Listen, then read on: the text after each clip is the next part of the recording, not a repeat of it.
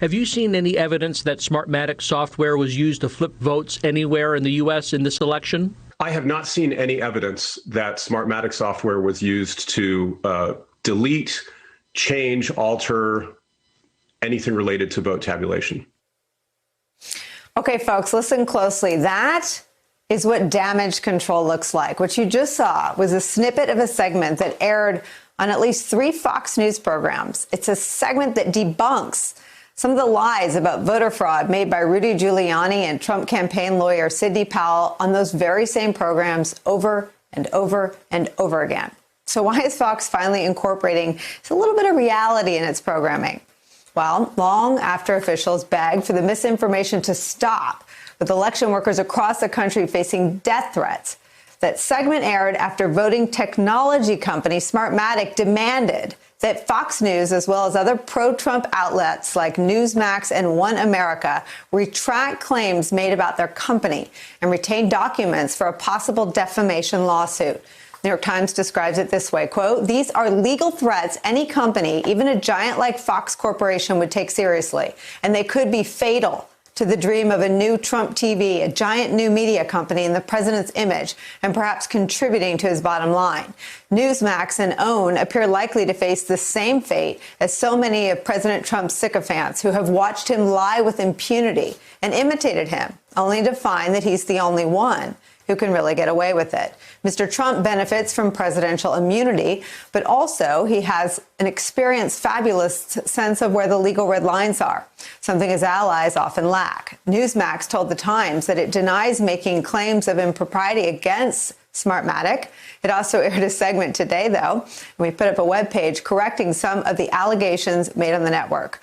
One America News has not yet commented. Joining us now is the author of that piece of reporting, New York Times media columnist Ben Smith. Ben, I think so many people who cover the Trump story have wondered how they all get away with telling lies that, as you write, endanger people's lives. You've got Republican election officials in Georgia warning that someone's going to get shot. And in walk companies. Explain why companies have protections against lies that people don't.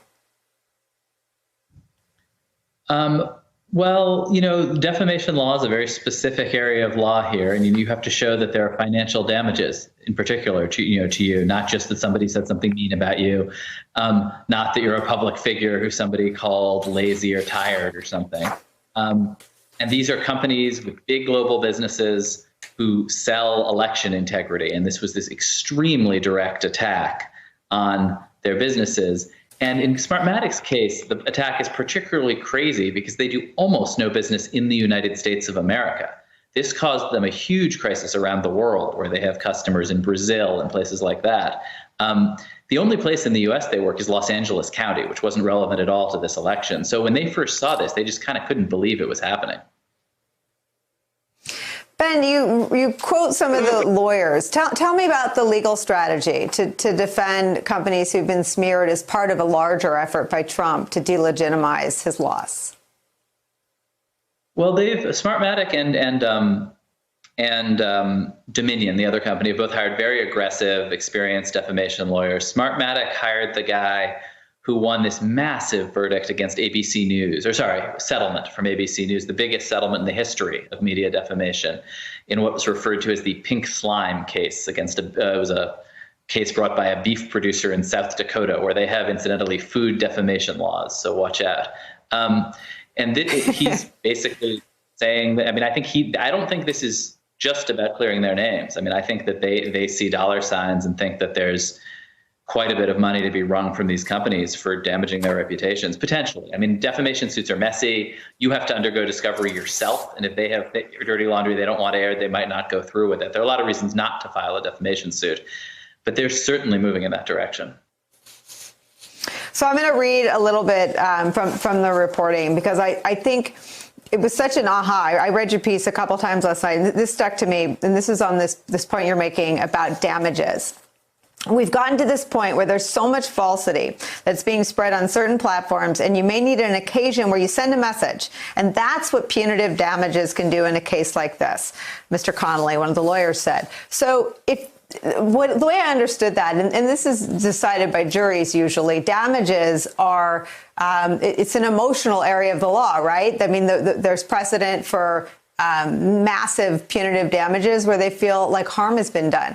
I imagine it depends, obviously, who's on a jury, but that seems to get political, too. I mean, if you have a sense that what Trump has done over the last 37 days damaged our very democracy, this seems to be an area, the area of punitive damages seems like it could represent some exposure for these companies.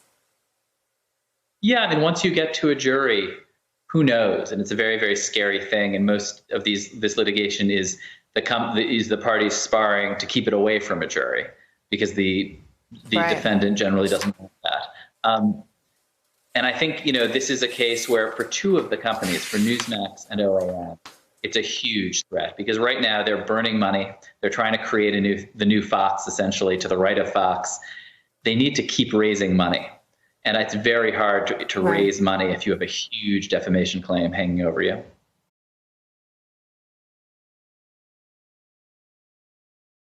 Hey there, I'm Chris Hayes from MSNBC. Thanks for watching MSNBC on YouTube. If you want to keep up to date with the videos we're putting out, you can click subscribe just below me or click over on this list to see lots of other great videos.